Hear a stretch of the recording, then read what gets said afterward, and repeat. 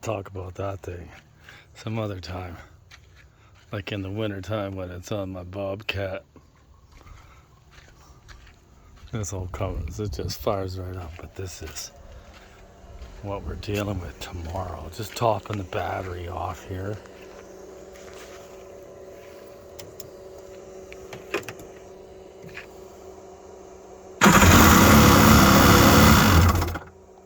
Oh yeah. A little bit of two-stroke. Makes everybody's day better. Except for Greta's.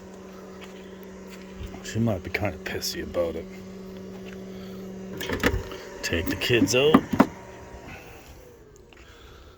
Show the niece and nephew the art of riding a real jet ski. None of these sit-down things. Oh, yes. This thing's a 91 Franken jet, and oh yeah, I mean half the gaskets are made at Cheerios boxes, and there was available, but yeah, a little bit of fresh fuel, just a little bit of good stuff in there right now, so we'll give her a full tank, and fresh engine mounts. It's got a light and flywheel. It's got a bunch of things over the years. I mean, I've had this thing since 94, 95-ish, somewhere around there. So, yeah, it's been through it.